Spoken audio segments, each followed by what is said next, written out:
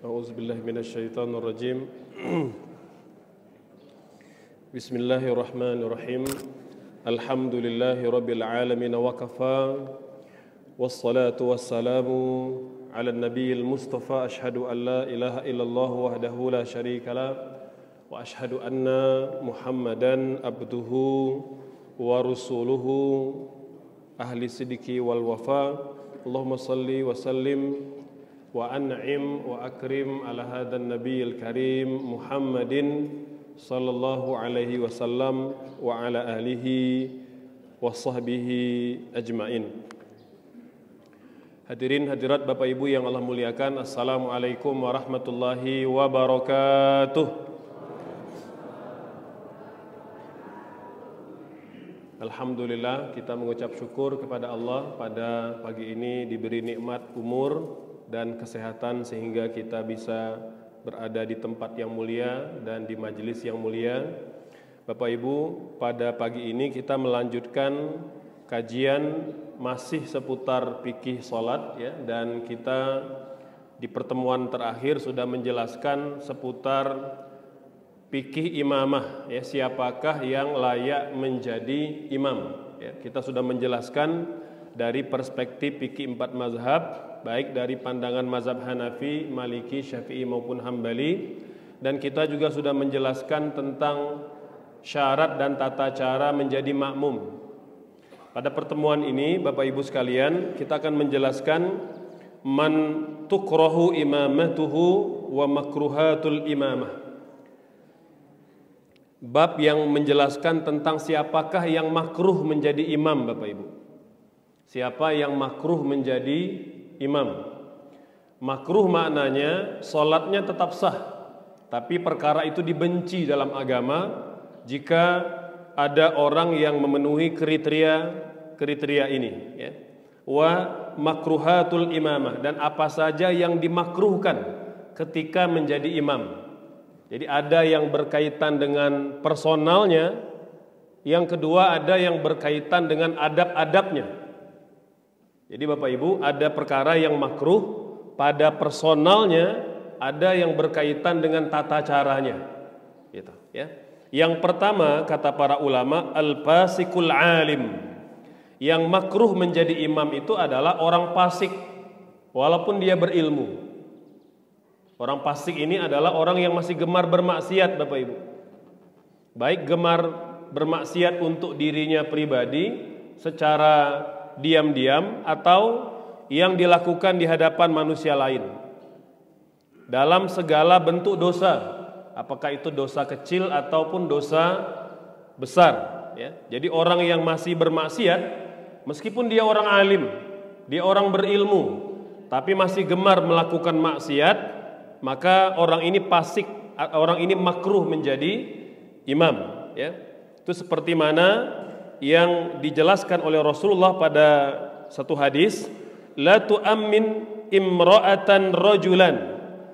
La tu'ammin imra'atun rajulan. Wanita tidak boleh mengimami kaum laki-laki. Ya. Jadi wanita tidak boleh menjadi imam kecuali makmumnya semua wanita. Ya. Wala a'rabi muhajiran, dan tidak pula orang Badui ya, mengimami muhajir. Artinya muhajir ini sahabat-sahabat Nabi, Bapak Ibu, yang secara keilmuan mereka lebih layak menjadi imam. Maka orang yang mafdul, yang tidak layak, itu tidak boleh mengimami orang yang lebih layak secara keilmuan. Wala yu'amminu fajirun mu'mina, dan tidak pula orang fajir, orang ahli maksiat mengimami orang-orang mukmin. Jadi Bapak Ibu, tidak boleh orang fasik yang bermaksiat, yang berdosa, artinya dosanya kelihatan di masyarakat. Kalau dosa yang tersembunyi kita tentu tidak mengetahui, dan itu bukan urusan kita. Yang menjadi urusan kita ketika ada orang berdosa, orang bermaksiat secara terang-terangan.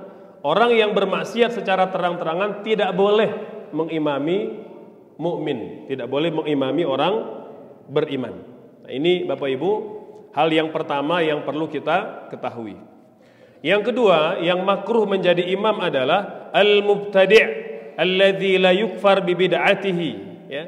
Orang yang suka mengada-ngada dalam perkara agama, membuat bid'ah-bid'ah yang mungkar, maka orang ini Bapak Ibu sekalian dimakruhkan, ya, dimakruhkan menjadi imam bagi orang-orang yang beriman. Seperti misalnya orang-orang Syiah, ya, yang masuk kategori bukan Syiah ghulatu Syiah, ya. Jadi bukan Syiah yang dicap kafir oleh umat Islam, tapi ada Syiah ini yang dia membuat perkara-perkara bid'ah, ya, yang tidak diajarkan dan tidak dijelaskan di dalam agama, gitu, ya. Misalnya di antara perbuatan bid'ah mereka, orang Syiah ini Bapak Ibu sekalian, mereka menolak syariat mengusap sepatu atau kaos kaki kulit. Jadi dalam kondisi kita mungkin sedang dalam safar atau di rumah, ya, baik dalam kondisi sakit atau sehat, Bapak Ibu, kan kita boleh memakai kaos kaki, boleh memakai sepatu saat sholat, dengan syarat sebelum kita memakai sepatu atau kaos kaki itu kita sudah berwudu lebih dulu, ya, berwudu lebih dulu, lalu kita pakai sepatunya, lalu kita pakai kaos kakinya. Nah, kalau nanti kita sholat, kita tidak perlu membukanya. Ini kan tentu cocok kalau mereka yang bekerja di ladang, bekerja di tambang, bekerja di rumah sakit, yang perlu memakai APD atau peralatan perlindungan. Maka sepakat para ulama Ahlus Sunnah, kita tidak perlu membukanya. Jadi kalau mau berwudu cukup membasuh wajah, membasuh tangan, mengusap kepala, dan bagian sepatu atau kaos kaki itu hanya diusap di atasnya saja. Jadi mengusapnya setelah kita tangannya basah Bapak Ibu, ya, tinggal kita sentuh ujung sepatu, kita tarik ke atas. Ya, maaf yang belum kelihatan, ya. Jadi taruh ujung tangan di ujung sepatu begini, lalu tarik dia ke atas sampai mata kaki, gitu. Jadi kalau sudah begitu maka sudah sah wudunya, walaupun kita berwudu memakai sepatu, walaupun berwudu memakai kaos kaki, gitu, ya. Kami dulu Bapak Ibu sekalian kalau musim dingin, kalau sedang berada di luar rumah, maka sepatu memang tidak dibuka selama di luar, 10 jam di luar, 10 jam nggak dibuka. Sholatnya pakai sepatu atau sholatnya pakai kaos kaki, tidak dibuka. Sepakat para ulama hal ini boleh Bapak Ibu sekalian. Seperti mana hadis yang sahih, Nabi pernah mau berwudu, kemudian seperti mana biasa ada sahabat yang menyiapkan air wudu Nabi, gitu, ya. Nabi membasuh wajah, membasuh tangan, mengusap kepala, seperti mana biasa sahabat itu rebutan mau buka sepatu Nabi, ya, mau melayani Nabi, mau dibuka sepatunya, kata Nabi, da'huma, biarkan sepatu itu. Fa inni adkhaltuhuma tahirataini. Karena tadi aku sebelum memakai sepatu itu telah berwudu lebih dulu. Lalu kata sahabat, kami melihat Nabi mengusap di atas sepatunya tanpa membukanya, dan beliau sholat di seraya menggunakan sepatu itu. Nah, Bapak Ibu sekalian, orang-orang Syiah menolak ini, menolak syariat mengusap khuf, padahal ulama sedunia sepakat mengatakan hal itu diperbolehkan. Nah, menolaknya orang Syiah ini dianggap sesuatu yang melanggar ketentuan agama, ya, melanggar syariat. Maka orang yang seperti ini makruh hukumnya menjadi imam, ya, makruh menjadi imam. Tapi kata para ulama, perbuatan mereka ini, keyakinan mereka menolak syariat mengusap khuf itu tidak mengkafirkan mereka selama mereka tidak melakukan kekufuran lain. Karena Syiah itu Bapak Ibu dia banyak, ya, ada banyak kategorinya. Ada Syiah yang mengeluarkan dari agama, nah, seperti meyakini bahwa Ali itu bukan semata-mata sahabat, tapi dia adalah Tuhan yang menjelma menjadi manusia. Nah, ini ada Syiah yang seperti itu Bapak Ibu. Jadi sudah seperti agama lain yang meyakini Tuhan itu menjelma menjadi manusia untuk menebus dosa manusia, gitu, ya. Nah, ini dalam agama kita hal ini termasuk keyakinan yang merusak i'tiqad, ya, merusak akidah. Selanjutnya yang makruh menjadi imam al-a'ma. Bapak Ibu, orang buta, mohon maaf, tunanetra itu makruh menjadi imam. Kecuali kalau memang di tempat itu semuanya tunanetra. Mungkin di panti tunanetra gitu ya, semuanya tunanetra, dan ada di antara tunanetra itu yang mungkin paling banyak hafalan Qur'annya, maka dia lebih layak menjadi imam. Tapi kalau di tempat umum ya, ada orang yang melihat lalu ada jamaah yang tunanetra, maka yang tunanetra makruh menjadi imam. Mengapa orang tunanetra makruh menjadi imam, Bapak Ibu sekalian? Karena mereka tidak tahu, mungkin pada pakaiannya, pada badannya atau tempat sujudnya itu ada najis. Dan dia tidak tahu. Ya, maka hal seperti ini dimakruhkan. Ya, jadi tunanetra itu makruh menjadi imam, ya. Yang keempat, yang makruh menjadi imam adalah an ya'ummu qauman hum lahu karihun, ya. Apabila imam ini tidak diridhoi oleh jamaah, tidak disukai oleh jamaah, ya. Jadi kalau cuma 1-2 orang mungkin masih dimaklumi. Tapi kalau mayoritas jamaah tidak suka dia menjadi imam, Bapak Ibu, maka orang ini makruh menjadi imam. Walaupun sah sholatnya kalau dia jadi imam, tapi kalau mayoritas jamaah tidak menyukainya, maka imam ini makruh hukumnya memimpin sholat. Ya. Kemudian yang kelima, yukrah tatwilus salah alal qaumi tatwilan zaidan ala qadri sanah fi qira'ah wa adhkar. Ya, jadi yang kelima, Bapak Ibu, yang makruh menjadi imam apabila ada imam yang memanjangkan bacaan sholat atau gerakan sholat di luar kadar kemampuan jamaah pada umumnya. Itu nggak boleh, Bapak Ibu sekalian. Ya, hal itu dilarang. Ya, di dalam hadis dari Abu Hurairah, Nabi bersabda, "Idza shalla ahadukum bin nasi fal yukhaffif," kata Nabi. Kalau kalian memimpin sholat orang-orang beriman, ringankan. Fa inna fihim ad-du'if was-saqim wal kabir. Karena di antara jamaah ada orang yang lemah fisiknya, tidak kuat berdiri, tidak kuat ruku, tidak kuat sujud yang lama, maka ringankan. Was-saqim, dan orang yang sakit. Ya. Contoh mungkin dia sedang vertigo atau migrain, itu kan kadangkala ada posisi sujud yang lama itu yang menyakitkan, yang sakit, demikian Bapak Ibu sekalian. Wal kabir, dan orang yang lanjut usia, lansia, itu nggak kuat lama-lama berdiri, gitu. Ya. Fa idza shalla li nafsihi falyutawwil masya. Tapi kata Nabi, kalau sholat sendiri silakan, mau panjangnya terserah, kata Nabi. Ya, jadi kalau menjadi imam, Bapak Ibu, itu ada etikanya. Ya, jadi jangan sampai kita mengamalkan sunnah itu mengamalkannya separuh-separuh. Kita pernah cerita sebelumnya, kita baca hadis, kalau kalian sujud, perpanjang sujudnya, karena itu jarak terdekat antara hamba dengan Robnya. Perbanyak berdoa. Ya.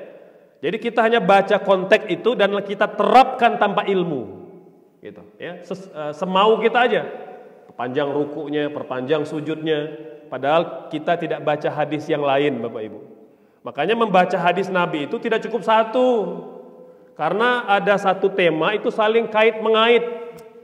Nah, termasuk hadis ini, kata para ulama, maka hadis sujud yang panjang itu berlaku untuk sholat sendiri. Kalau sholatnya berjamaah, nah ini etikanya, kata Nabi. Tidak boleh panjang, Bapak Ibu, mohon maaf. Ya. Jadi kalau orang berilmu, paham fikih imamah, dia tidak mungkin memanjangkan sujud, Bapak Ibu sekalian. Kalau sholatnya berjamaah, mohon maaf. Gitu, ya.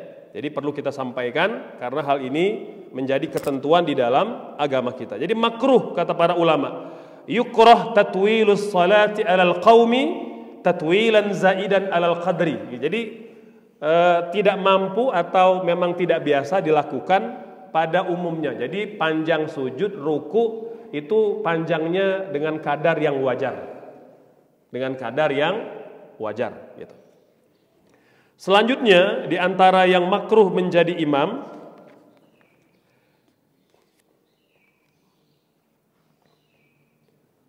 adalah al-lahan, ya.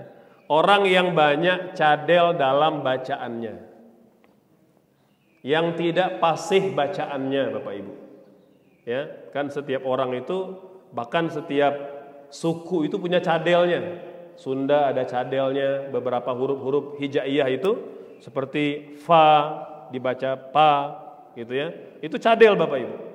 Kalau orang Sumatera tidak bisa membedakan antara huruf H dengan H, ya. Orang Jawa kadangkala tidak bisa baca Gha, dibaca Nga, gitu ya. Dan banyak lagi beberapa huruf-huruf hijaiyah. Nah, orang seperti ini Bapak Ibu, kalau cadelnya memang tidak bisa hilang, walaupun dia sudah berupaya belajar, kalau dia menjadi imam, sah sholatnya, tapi makruh. Jadi kalau ada orang yang tidak cadel, itu lebih afdol menjadi imam.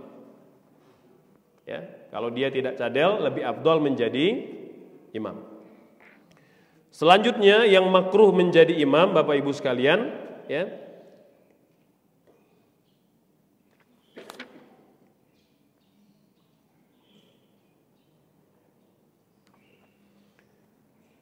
adalah mereka yang tidak jelas nasabnya. Yang makruh menjadi imam adalah mereka yang tidak jelas nasabnya, ya. Bahkan lebih lanjut kata para ulama, mereka yang besar kemungkinan, mohon maaf, lahir dari zina. Jadi anak zina Bapak Ibu sah menjadi imam, namun makruh. Ya, jadi mohon maaf, kalau seandainya ada di tengah masyarakat kita yang kita ketahui, ini bukan asumsi, bukan menuduh, bukan fitnah ya. Memang kita tahu atau masyarakat tahu ini anak zina. Ya. Dia sah menjadi imam memang, ya. Tapi makruh Bapak Ibu. Artinya kalau ada orang lain yang memang baik secara nasab, ya, bukan anak zina tentunya, maka itu lebih afdol menjadi imam. Kita tidak mengangkat orang yang punya apa ya, cacat pada nasabnya, gitu. Artinya dia tidak lahir dari pernikahan yang sah, gitu. Ya, ini Bapak Ibu sekalian di antara orang-orang yang makruh menjadi imam. Sehingga dengan mengetahui perkara-perkara ini, kita memastikan bahwa sholat berjamaah yang kita lakukan benar-benar dilaksanakan sesuai dengan ketentuan sunnah Rasul Sallallahu Alaihi Wasallam. Baik Bapak Ibu, saya rasa cukup demikian. Mangga barangkali ada pertanyaan, boleh masih seputar fikih sholat atau fikih secara umum. Boleh dipersilakan. Mau bertanya? Dari Ibu juga, mangga silakan kalau ada yang mau bertanya. Ya, mangga Ibu silakan.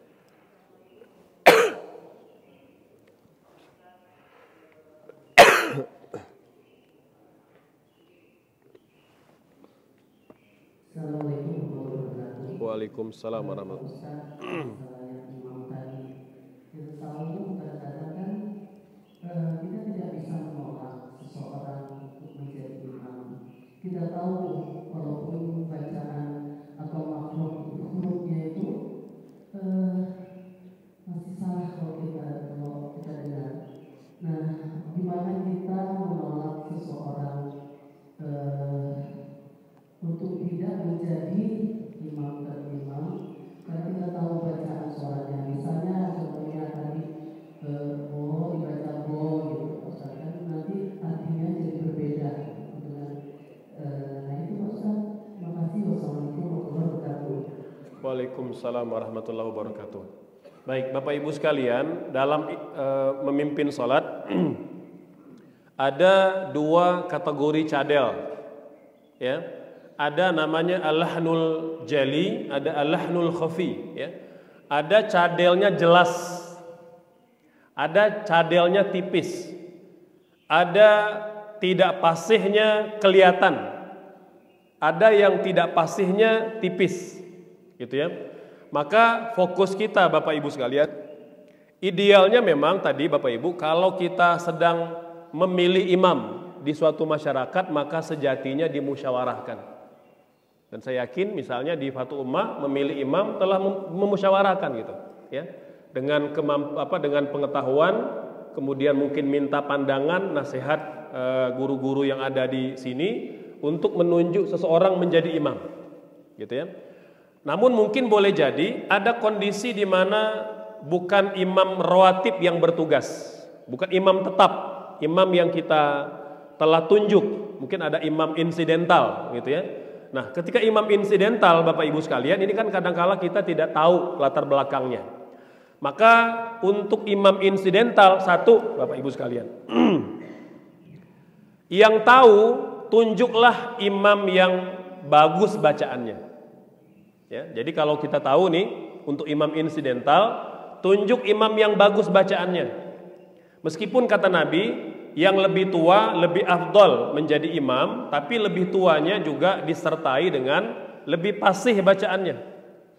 Begitu, ya. Itu dari pihak jamaah. Yang kedua, yang punya ilmu, Bapak Ibu, yang punya ilmu yang bagus bacaannya itu juga harus inisiatif. Bukan dalam rangka menyombongkan diri, ya. Tapi itu amanah ilmu, Bapak Ibu. Amanah ilmu. Kalau memang dia merasa dan yakin ilmunya itu dalam bab qiraah dan ilmu fikih itu di atas yang lain, maka dia harus inisiatif maju ke depan. Itu amanah ilmu Bapak Ibu, bukan dianggap sombong. Justru kalau dia tidak inisiatif, justru mendorong orang yang ilmunya di bawahnya, itu makruh hukumnya Bapak Ibu sekalian. Makruh hukumnya. Jadi kalau ada di antara Bapak Ibu gitu ya, tatkala di masjid kita mau sholat berjamaah, ya di antara yang lain, ya Allah ini saya yang diberi ilmu lebih. Ya, jadi kita dalam hati meyakinkan diri bahwa ini dilakukan semata-mata karena amanah ilmu. Karena amanah ilmu gitu. Itu begitu, Ibu.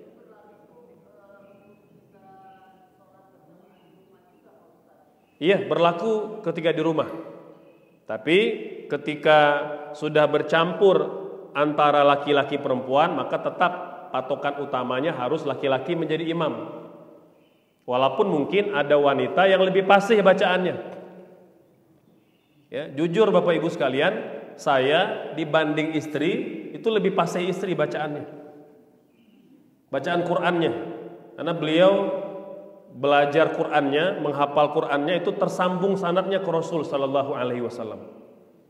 Ya, itu ketika awal nikah, wah, itu saya ya harus menahan malu juga. Tapi saya berbesar hati Bapak Ibu. Mungkin dalam bab fikih, dalam ilmu lain saya lebih berilmu dibanding istri. Tapi dalam bab baca Qur'an, saya murid istri saya. Diperbaiki, ya, perbaiki ha-nya, perbaiki ain-nya, perbaiki fa-nya, makrotnya, bacanya, ya. Jadi begitu sekalian, ya. Maka di dalam keluarga ketika ada wanita, ada perempuan, walaupun ada perempuan yang lebih fasih bacaannya, tidak mungkin kita menyuruh atau meminta wanita menjadi imam. Haram hukumnya, harus laki-laki. Nah, itu begitu Ibu. Ya. Enggak, silakan. Ya. Oh, sudah ada yang pegang mic ini. Enggak, mungkin kita persilakan satu dari ibu-ibu, nanti baru ke bapak. Enggak, ibu silakan ya, silakan. Ya, silakan ibu.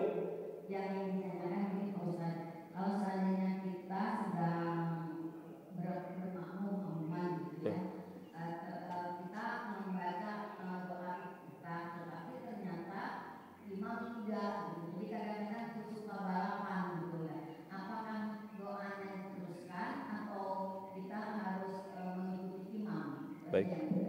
Ya, baik. Enggak, Bapak tadi siapa? Ya, sebentar Ibu ya, kita kasih dulu ke yang Bapak. Sebentar ditahan. Oh, di atas. Bapak ditahan sebentar ya.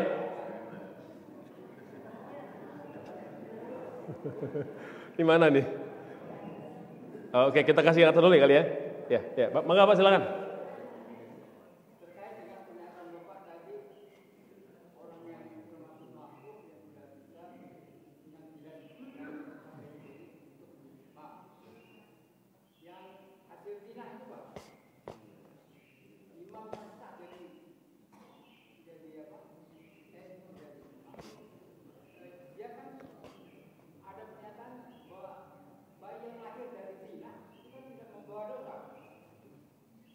Baik. Baik. Ya.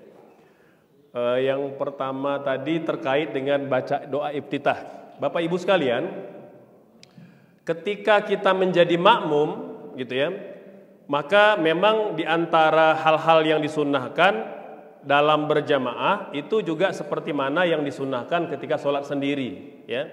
Namun ketika kita menjadi makmum, di antara hal yang sangat ditekankan sebagai makmum ya, bahkan sebagian ulama mengatakan wajib ya, adalah mendengar bacaan imam ya.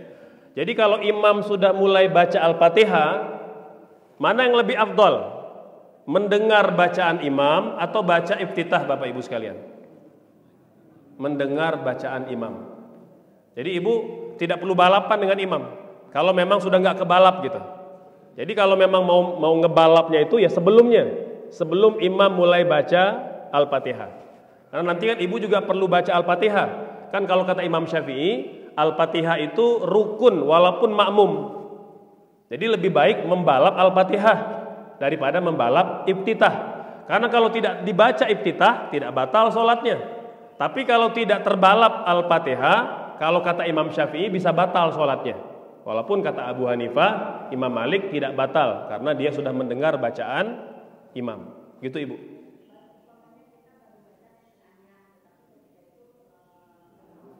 Udah, tinggalkan ibu. Baca langsung dengar Al-Fatihah, gitu ya.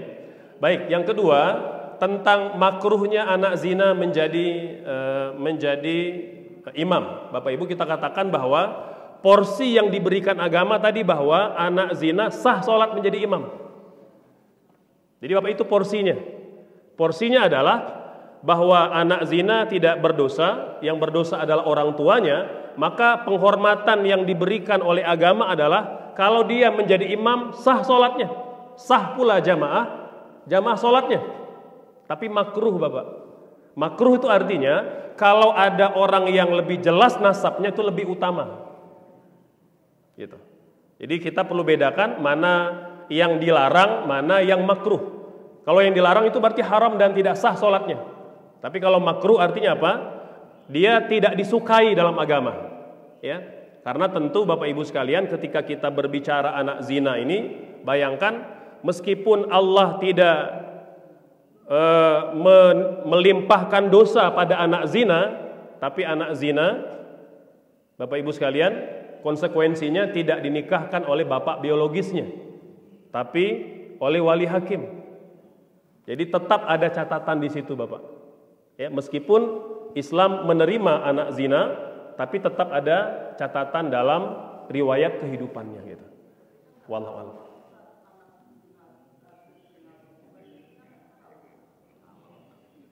Tadi kan kita di awal jelaskan Ibu. Kalau kita sudah tahu, ya kalau nggak tahu ya kita nggak perlu nanya, Bapak anak zina bukan begitu. Kan di awal tadi saya jelaskan, kalau kita tahu, itu begitu. Ya, maka apa silakan, sini dulu ya tadi silakan.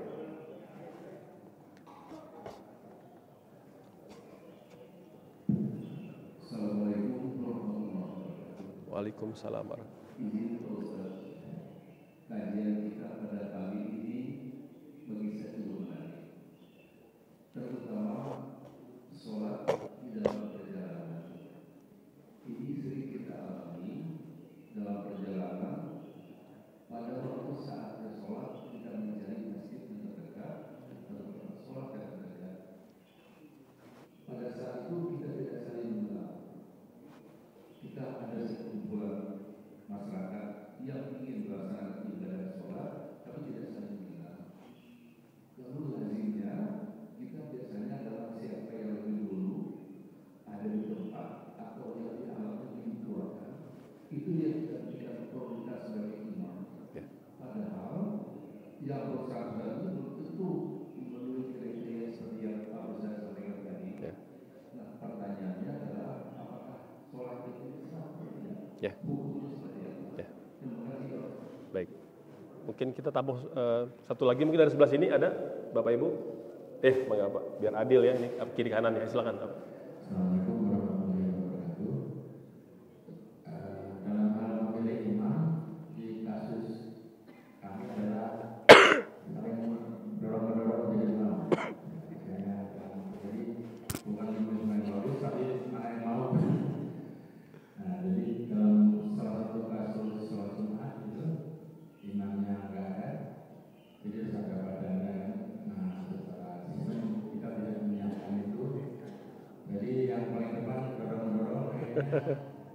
Ya, terpaksa maju dan hang.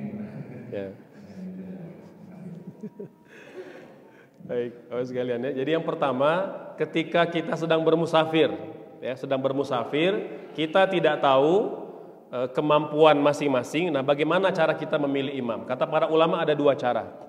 Cara yang pertama, mendorong orang yang lebih berilmu. Berarti orang yang berilmu itu harus tahu diri, Bapak Ibu. Dia tahu amanah yang dipikul di bahunya. Ya, makanya Bapak Ibu sekalian, diingatkan kepada orang-orang beriman bahwa kalau kita punya ilmu, maka kita harus memimpin jamaah umat Islam. Harus pede dengan keilmuan kita. Kalau yang berilmu tidak pede, maka yang pede itu orang jahil, Bapak Ibu. Ini musibah untuk agama. Gitu, ya. Ini kenapa banyak para kiai, para ulama kita itu kadangkala kalau diminta ceramah nggak mau. Padahal dia berilmu, Bapak Ibu. Ya. Kalau dia tidak mau, maka yang mau ke panggung itu orang jahil, Bapak Ibu. Dia sesat dan menyesatkan gitu. Makanya diingatkan kepada orang berilmu itu harus pede dengan ilmunya.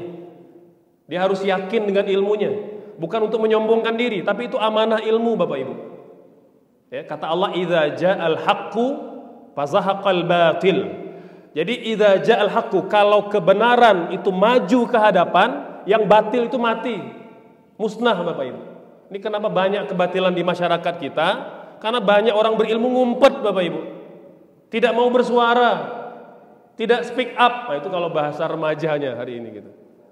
Ya, jadi orang berilmu itu harus inisiatif. Yakin, Bapak. Jadi kalau Bapak sedang jadi musafir, yakin dengan ilmunya, maju ke depan. Itu yang pertama. Gitu. Yang kedua, kata Imam Syafi'i, bisa dilihat dari penampilannya. Dilihat dari penampilan. Walaupun itu tidak menjamin, kata beliau, tidak menjamin, tapi setidaknya menjadi hal yang membantu kita gitu, ya. Karena kalau dia rapi, dia bersih, apalagi mungkin terlihat adab-adab pada gestur tubuhnya, maka kita bisa menunjuk menjadi imam. Itu kata Imam Syafi'i, Bapak Ibu. Dilihat dari penampilannya. Dalam kondisi kita tidak mungkin nanya satu persatu. Bapak berapa juz hafalannya? Bagaimana makrot tajwidnya? Kan nggak bisa kita nanya begitu gitu. Atau kita mau bikin fit and proper test dulu, kan nggak mungkin. Habis waktunya. Maka tadi dengan dua cara. Yang pertama, orang berilmu harus inisiatif ke depan. Atau yang kedua, kita melihat dari penampilannya baik, bagus, berakhlak, kita minta dia menjadi imam. Nah, gitu Bapak. Ya. Kemudian yang kedua, masih nyambung Ibu? Atau yang lain? Tahan dulu Bu ya. Ya. Ketika darurat gitu ya, badal imam atau badal khotib misalnya. Makanya Bapak Ibu harus disiapkan badal itu. Jangan dorong-mendorong lagi gitu. Sudah tidak zamannya lagi Bapak Ibu. Sudah tidak zamannya dorong-mendorong. Makanya mohon maaf Bapak Ibu ya, posisi di belakang imam itu posisi yang paling mulia. Ini imam ini. Posisi nomor 1 di belakang imam. Yang kedua yang sebelah kanan. Yang sebelah kiri, sebelah kanan, sebelah kiri. Bapak Ibu, ini shop yang paling mulia. Paling besar pahalanya. Dan paling besar pula tanggung jawabnya. Bapak Ibu, kata Nabi apa? Liyaliyani ulul albabi minkum. Yang berada di belakang saya hendaknya orang berilmu, kata Nabi. Jadi mohon maaf Bapak Ibu, ya, kalau saya ngitungnya itu minimal 3 orang ini. 3 orang ini harus siap menggantikan imam dan menggantikan khotib. Ini minimal saya sampaikan kepada Bapak Ibu yang hadir ya. Nah, jadi mangga nanti mau rebutan sop yang di sini silakan. Tapi rebutan juga tanggung jawabnya. Jadi jangan cuma mau pahalanya, nggak mau tanggung jawabnya. Padahal dia sepaket Bapak Ibu. Pahalanya sepaket dengan tanggung jawabnya. Itu kata Nabi. Liyaliyani ulul albabi minkum. Yang ada di belakang saya tuh orang berilmu.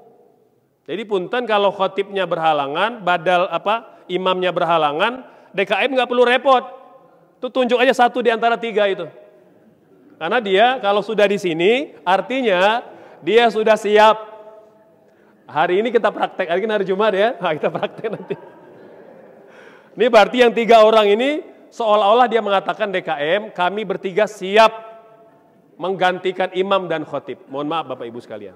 Itu begitu. Kalau kita mau mengamalkan sunnah, gitu ya. Tapi jangan sampai gara-gara itu nanti sini kosong, nggak ada yang maju. Ya kalau nanti sudah ada khotibnya, sudah ada imamnya, ya boleh merapat lagi gitu. Ya, itu begitu, Pak ya. Jadi memang tidak bagus kalau kita dorong-mendorong itu.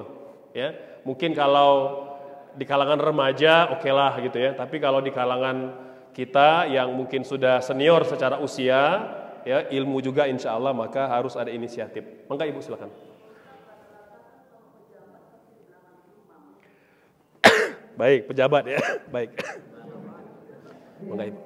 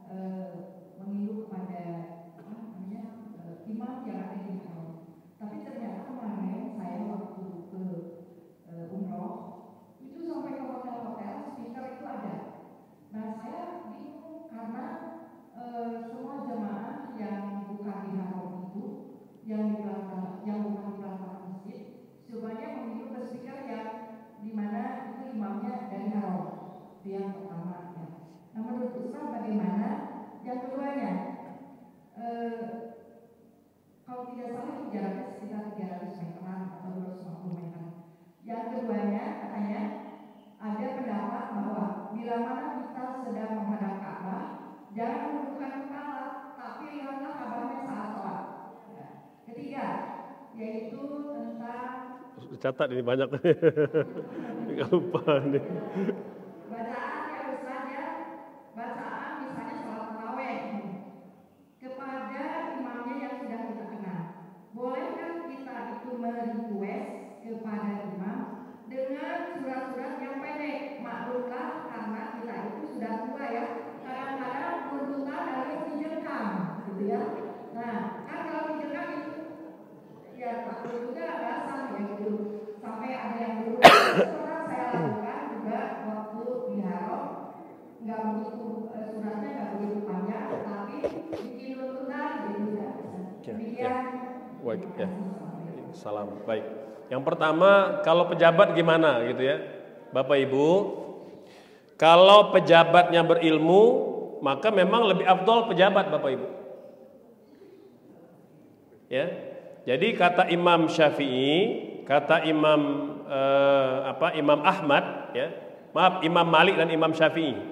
Jadi kalau Imam Abu Hanifah dengan Imam Ahmad, gitu ya, itu mengatakan yang lebih afdol menjadi imam, yang lebih afdol menjadi imam itu orang yang paling berilmu, orang yang paling fasih bacaannya. Tapi kalau Imam Syafi'i dan Imam Malik gurunya mengatakan pemimpin sesuatu negeri yang lebih afdol menjadi imam tentu ketika dia berilmu, Bapak Ibu. Karena dulu kan rata-rata pemimpin itu berilmu, ya, bukan orang jahil. Nah, bagaimana kalau hari ini banyak pejabat yang jahil gitu?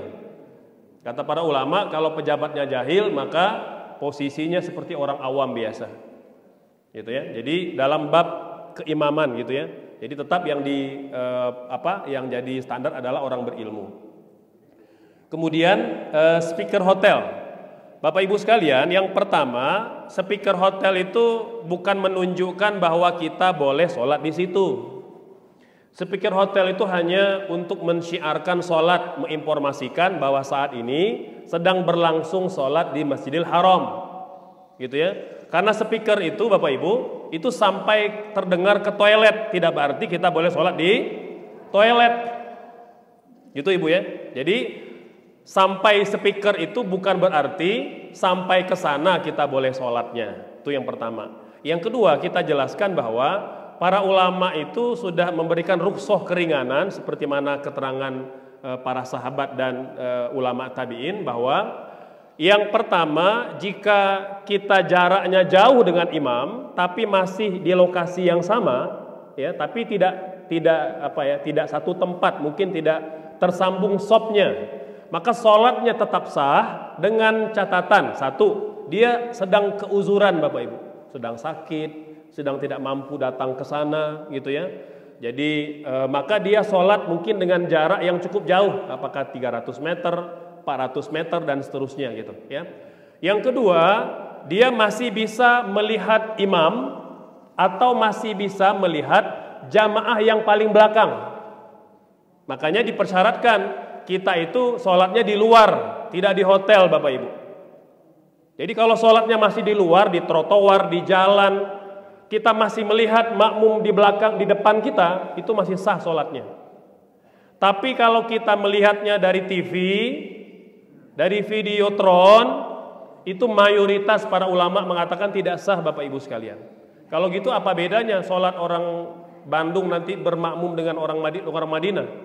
Nggak perlu bayar 30 juta untuk umroh, bisa live aja gitu. Nah itu begitu nanti bahaya Bapak Ibu, ya bisa hilang syariat sholat berjamaah karena orang memilih ya kalau pahalanya sama mending di rumah aja sholatnya, kalau pahalanya sama mending di hotel aja sholatnya, nggak perlu capek-capek turun, hilang sudah fadilat sholat berjamaah ya. Mereka yang datang dari jauh, hotelnya ada yang 1 kilo, 2 kilo jalan kaki Bapak Ibu, tiba-tiba kita pengen sholat di hotel, pahalanya sama, enak banget pahalanya sama, beda Bapak Ibu.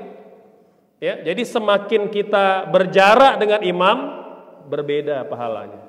Semakin dekat dengan imam, semakin besar pahalanya. Jadi kita tidak semata-mata melihat boleh tidak berjamaahnya, tapi melihat berapa besar fadilat keutamaan berjamaah ketika kita sholat bersama dengan imam. Gitu, ya. Kenapa, Ibu? Iya. Ya, kalau musola berarti harus ada imamnya. Kalau masih bisa melihat makmum, boleh. Kalau tidak bisa melihat, maka tidak dianggap berjamaah sholatnya. Ya, dia contoh, kan dia ada dinding ini, cuma dengar suara aja, enggak sekalian. Tadi kalau kita hanya patokan dengar suaranya saja, kalau gitu boleh nggak nih orang Bandung ikut bermakmum dengan orang Madinah? Boleh apa tidak Bapak Ibu? Kan dengar suaranya. Tak begitu. Jadi ada batas-batas hal-hal yang perlu kita pahami. Tapi Ustadz banyak orang melakukannya. Bapak Ibu punten ya, ini sering terjadi ya. Kita itu kadangkala patokannya bukan kebenaran, tapi banyak orang melakukannya. Saya bimbang nanti, ini sudah banyak yang minum miras, banyak yang berzina, apakah nanti zina menjadi halal? Miras menjadi halal tidak Bapak Ibu sekalian. Jadi kita perlu bedakan, kata ulama, al-waqi' laisa surah, bahwa hal yang terjadi di masyarakat itu tidak boleh menjadi sandaran. Tapi kan si fulan begitu Ustadz fulan begitu Ustadz. Itu begitu. Manusia bukan sandaran Bapak Ibu. Yang menjadi sandaran adalah Al-Quran dan Sunnah Rasul berdasarkan pemahaman Ahlussunnah wal Jamaah. Itu begitu. Kemudian lihat Ka'bah. Bapak Ibu, melihat Ka'bah itu bukan rukun sholat. Bukan rukun sholat. Melihat Ka'bah bukan rukun sholat. Baik yang di luar kota Mekah ataupun yang di Ka'bah. Melihat Ka'bah bukan rukun sholat. Jadi kalau ibu di depan Ka'bah, matanya menghadap ke tempat sujud, sah nggak sholatnya? Sah sholatnya. Hanya saja memang ketika kita ada di Ka'bah, itu sunnah hukumnya melihat Ka'bah. Sunnah, tidak wajib, tidak rukun. Jadi ibu kalau lagi sholat di depan Ka'bah, itu sunnah menghadap ke Ka'bah. Kalau di tempat lain, sunnahnya menghadap tempat sujud. Mengapa? Agar lebih fokus sholatnya. Karena kalau kita rumahnya di musola, rumah kita di rooftop gitu ya, menghadapnya ke Jalan Soekarno-Hatta ini misalnya, udah tuh melihat orang traveling kemana-mana pikiran nanti itu. Ya, tapi kalau di rumah kan kita menghadap tempat sujud kan lebih fokus. Nah kalau di Ka'bah itu insya Allah walaupun mungkin ada burung yang terbang gitu ya, itu insya Allah kita lebih fokus karena kan kita jarang-jarang ke sana, gitu. Ya, jadi disunnahkan melihat Ka'bah. Bahkan dikatakan Allah menurunkan 120 rahmat di sekitar Ka'bah bagi orang yang beribadah di dalamnya. Baik yang sedang tawaf, yang sedang sholat, maupun yang melihat Ka'bah. Jadi dikatakan ada 20 rahmat Allah berikan kepada mereka yang melihat Ka'bah gitu. Jadi Bapak Ibu, kalau kita sedang di dekat Ka'bah, baik sedang sholat ataupun sedang tilawah ataupun sedang mungkin merenung gitu ya, mungkin kontemplasi, itu sunnah melihat Ka'bah ya. Kemudian request makmum untuk bacaan surah yang pendek atau yang terjangkau oleh makmum. Boleh Bapak Ibu sekalian.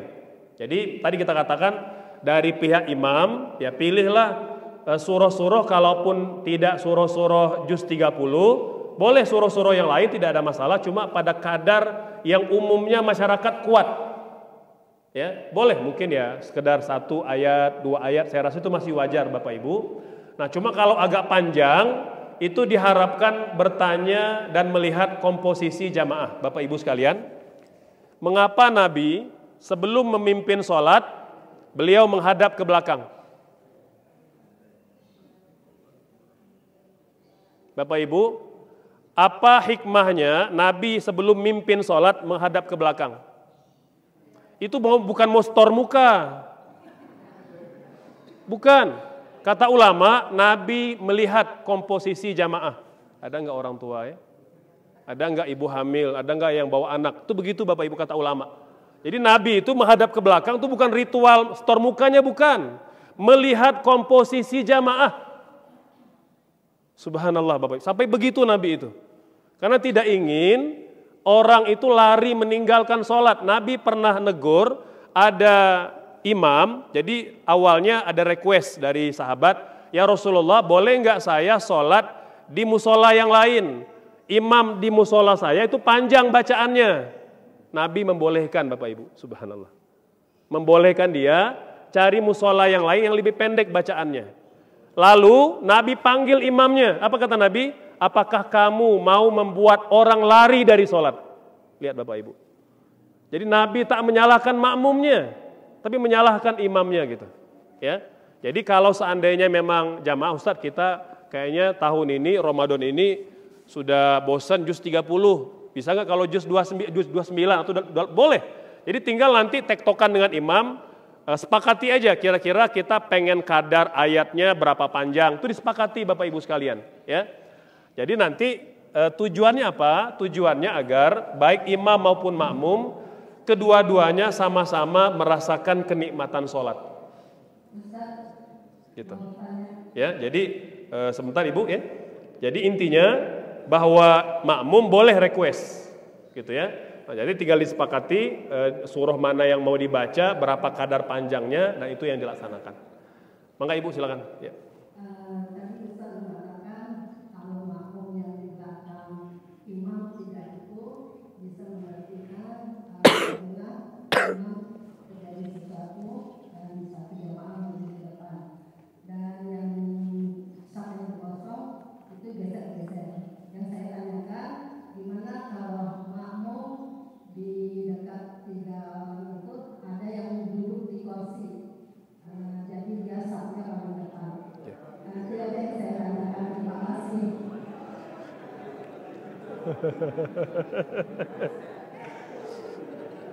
Baik. Bapak yang sebelah kanan ada yang nanya? Ya, agak silakan. Sebentar Ibu ya, kita gantian dulu ke sini ya.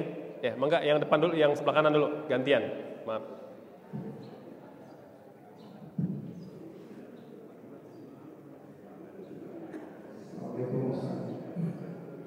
Tadi kan mengenai disabilitas netra aja yang diterangkan. Kalau kemudian seorang sholat di jalan itu, memang yang ditunjukkan memang harus tunanetra.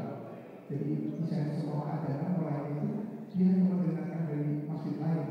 Berarti ada sholatnya itu kita yang mungkin tidak tunanetra gitu ya, menggandeng supaya safnya teratur gitu. Nah, kemudian di tempat lain saya lihat ada masjid yang sengaja menunjuk imam itu, tetapi dengan disabilitas yang lain. Nah ini bagaimana Ustaz? Terima kasih. Ya, yang pertama bagaimana kalau di antara 3 ini ada makmum yang berkursi roda? Memang kalau berkursi roda nggak boleh jadi imam gitu? Boleh Bapak Ibu sekalian. Jadi tidak ada masalah kalau seandainya yang berkursi roda maju ke depan. Ya, kami di Al-Azhar, guru kami itu mohon maaf lumpuh Bapak Ibu. Lumpuh. Jadi ketika imam tetapnya berhalangan, dia langsung menjadi imam tanpa maju ke tempat imam depan, dia maju sedikit aja ke depan karena dia lumpuh. Dia geser sedikit, dia maju dan melanjutkan sholat.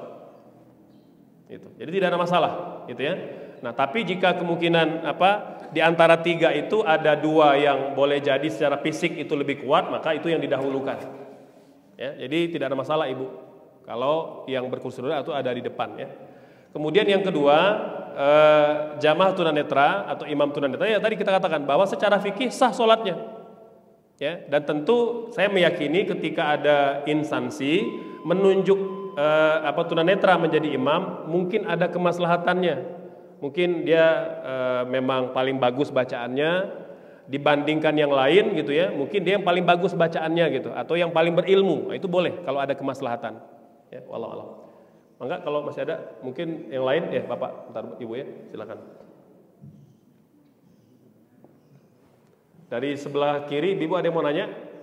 Ya, satu nanti di belakang ya. Ya. Baik, nanti Ibu boleh lagi yang terakhir. Waalaikumsalam warahmatullahi.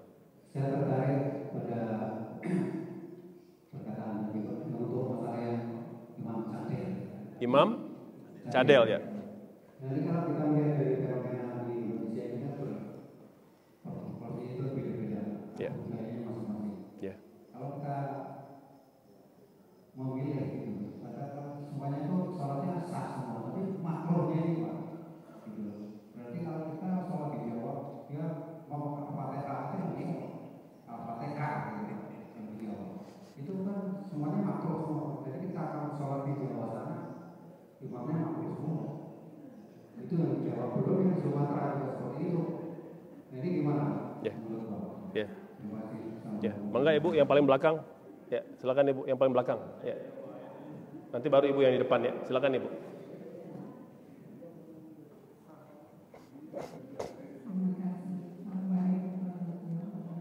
Waalaikumsalam warahmatullahi. Ya.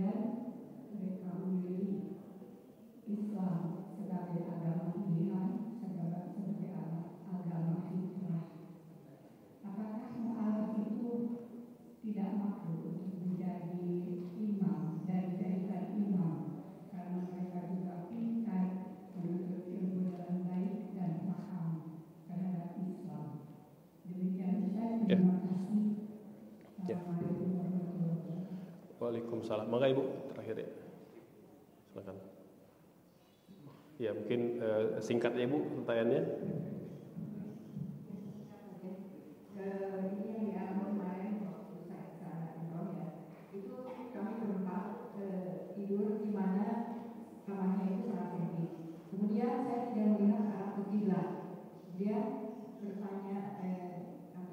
Mana sholat tidak ada kiblat? Mana? Oh, tidak ada tanda gitu.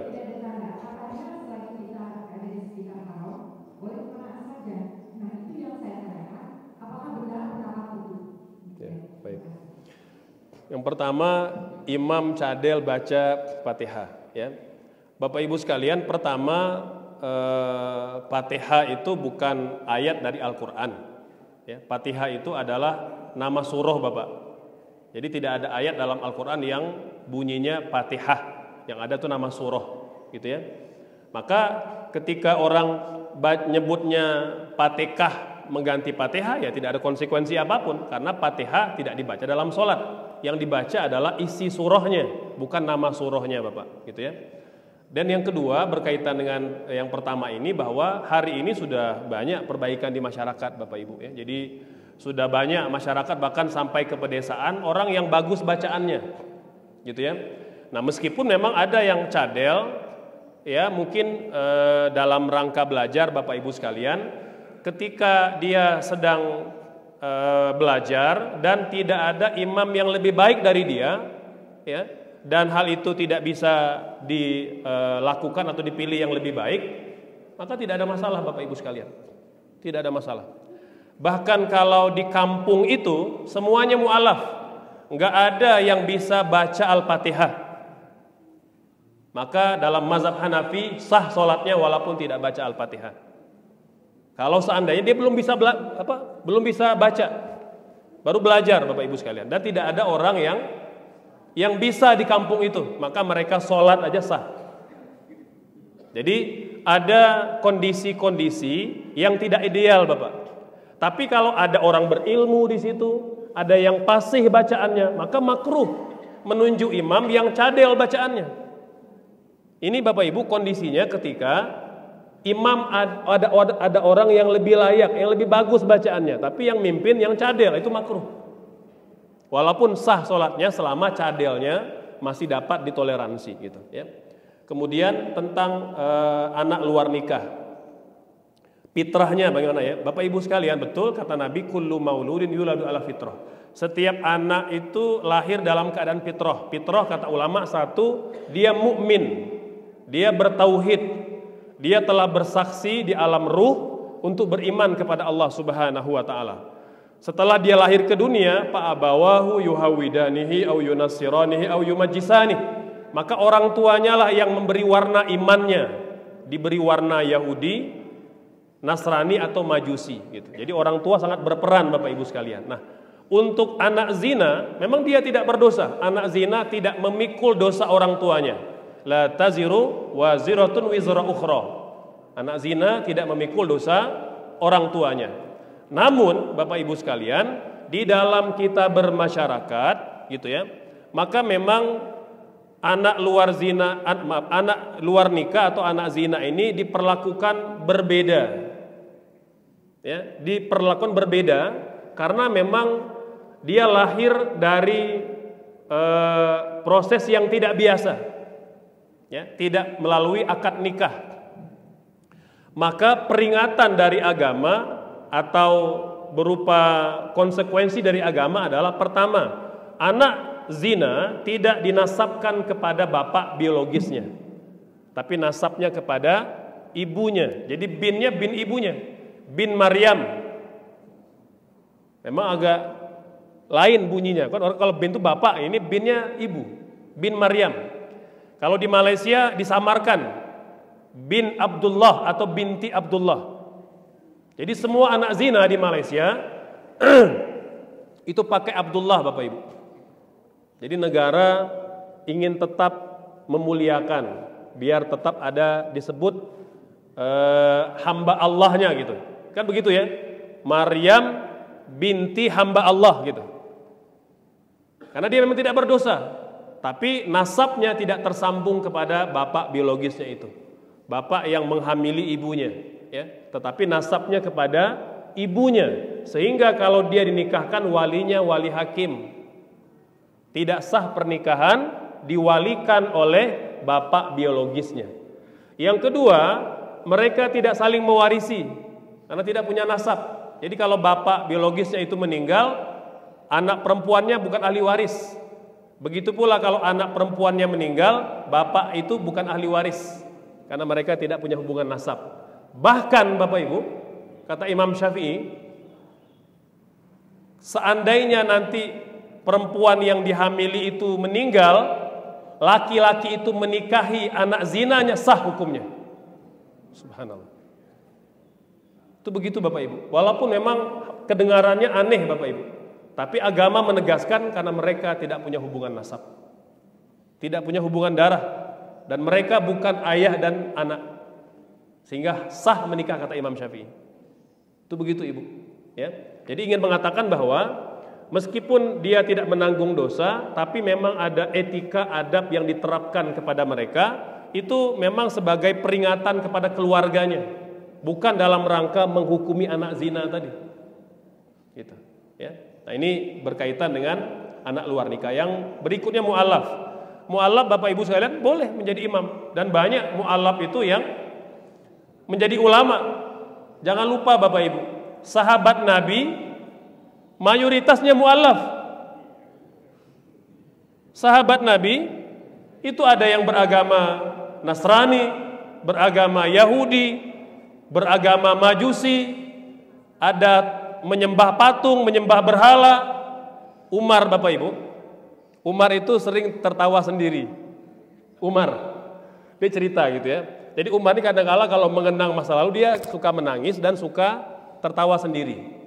Ditanya oleh sahabat, wahai Umar, kenapa engkau kalau sendiri kadang-kala suka menangis, suka tertawa? Aku menangis katanya karena dulu aku termasuk orang yang mengubur bayi perempuanku hidup-hidup. Umar Bapak Ibu ketika masa jahiliyah itu termasuk seperti mana laki-laki Arab pada umumnya, malu punya anak perempuan. Jadi dulu Bapak Ibu kalau ada wanita itu mau melahirkan, mohon maaf, itu di bawah selangkangannya sudah disiapkan lubang. Kalau anak laki-laki langsung dimandikan, langsung dipakaikan pakaian. Kalau anak perempuan langsung dimasukkan ke lubang dan dikubur hidup-hidup. Itu begitu Bapak Ibu. Proses persalinan di Arab jahiliyah dulu. Jadi bidannya sudah menyiapkan lubang dulu ketika persalinan. Begitu anak perempuan langsung dikubur hidup-hidup. Umar mengenang itu menangis terus kata beliau. Karena katanya anak yang terakhir aku kubur itu masih sempat memegang tanganku erat-erat katanya. Ya. Kata Umar seolah-olah dia minta tolong katanya. Tapi begitulah jahiliyah katanya. Dia lepaskan tangan itu dan dia kubur. Dan kata Umar, aku sering tertawa karena dulu kami katanya di Mekah itu kan bikin berhala dari permen, dari makanan Bapak Ibu. Kalau lapar kami makan berhala-berhala kami. Itu kata Umar Bapak Ibu. Itu bayangkan menjadi sahabat Nabi, khalifah yang kedua. Ya, jadi mu'alaf tidak jadi masalah Bapak Ibu. Tidak lantas kalau mu'alaf itu lebih rendah, tidak. Ya, karena mu'alaf juga sama seperti orang lain yang juga menempuh masa jahiliyah lalu menerima hidayah Islam. Kiblat ke arah mana saja? Nah, ini keliru Bapak Ibu ya. Artinya pertama kiblat itu syarat sah sholat. Jadi kalau kita mau sholat ada 4 hal yang harus kita pastikan. Pertama arah kiblat. Yang kedua kita sudah wudhu. Yang ketiga kita suci dari najis. Dan yang keempat ya itu kita sudah masuk waktu. Ini 4 syarat sah sholat. Belum masuk waktu, sholat zuhur jam 11 nggak sah sholatnya. Sholat tidak hadap kiblat tidak sah sholatnya. Tidak berwudu tidak sah sholatnya. Pakaian bernajis tidak sah sholatnya. Jadi 4 syarat ini harus terpenuhi sebelum sholat Bapak Ibu. Nah pertanyaannya, bagaimana kalau seandainya kita sudah berusaha nyari arah kiblat nggak tahu, nggak dapet? Mungkin karena di situ orang tidak ada gitu ya, mungkin nanya ke kamar sebelah juga kita tidak dapat akses gitu misalnya, atau tidak ada informasi, tidak ada arah kiblat. Walaupun kalau sekarang itu agak mustahil Bapak Ibu ya, karena kalau daerah itu masih ada internet, kita bisa pakai apa? Kiblah finder. Itu insya Allah akuratnya 99%. Ya, jadi titik apa? Akuratnya itu 99%. Mungkin meleset tapi sedikit. Jadi bisa pakai itu Ibu. Nah tapi ya mana tahu ya Ibu-ibu misalnya memang ada di tengah gunung tidak ada internet, tidak ada tanda, semua pokoknya nggak tahu, barulah sholat bisa menghadap arah mana saja. Jadi tidak benar kalau di Mekah kita boleh sholat ke arah mana saja. Ini pendapat yang keliru Bapak Ibu sekalian. Jadi tidak benar ya. Jadi yang benar adalah kalau tidak tahu dan tidak dapat informasi atau akses untuk mengetahui arah kiblat, kita berijtihad, bukan kemana aja. Ini kayaknya di sini nih yang paling benar ini. Oke, bismillah, sholat ke arah sini. Ternyata begitu salam, kata teman kita, salah, bukan situ kiblatnya, sebelah sini gitu. Kalau kata Imam Syafi'i, kalau waktunya masih ada, dia mengulang sholatnya. Tapi sebagian ulama yang lain mengatakan tidak perlu diulang karena dia sudah sholat dengan ijtihadnya sendiri. Itu begitu Ibu. Ya. Nah, atau kalau kita di depan Ka'bah, kan di depan Ka'bah itu kan kita mengelilingi itu. Mungkin boleh jadi kita hadap-hadapan dengan suami kita yang ada di sebelah sana gitu. Nggak ada masalah selama kita sama-sama menghadap ke arah kiblat, ke arah Ka'bah. Karena memang arah kiblat itu semua titiknya itu titiknya arah Ka'bah gitu. Jadi kalau kita di depan Ka'bah, maka kita dimanapun kita posisinya, kita menghadapnya ke arah Ka'bah. Tapi kalau di hotel, nggak boleh ke arah mana saja Bapak Ibu sekalian. Ya, bahkan dulu di masa sahabat ada orang yang punya pemahaman demikian. Ketika ini penutup ya Bapak Ibu, sudah nggak ada lagi yang nanya ya. Penutupnya Bapak Ibu sekalian. Jadi di masa sahabat ada sahabat Nabi ini yang membaca ayat, bunyi ayat begini. Bunyi ayatnya, walillahil masyriq wal maghrib, fa aina ma tuwallu fa thamma wajhullah innallaha wasi'un alim. Allah itu memiliki penjuru timur dan penjuru barat. Kemanapun kalian hadapkan wajah kalian, hadapkanlah. Allah itu maha luas lagi maha mengetahui. Ada orang awam di kalangan sahabat Nabi, dia menafsirkan ayat ini, kata beliau, ini dalil kalau sholat bebas menghadap mana saja katanya. Mau ke Ka'bah atau bukan, kata beliau. Ya, ditegur langsung oleh Abdullah bin Abbas, ahli tafsir.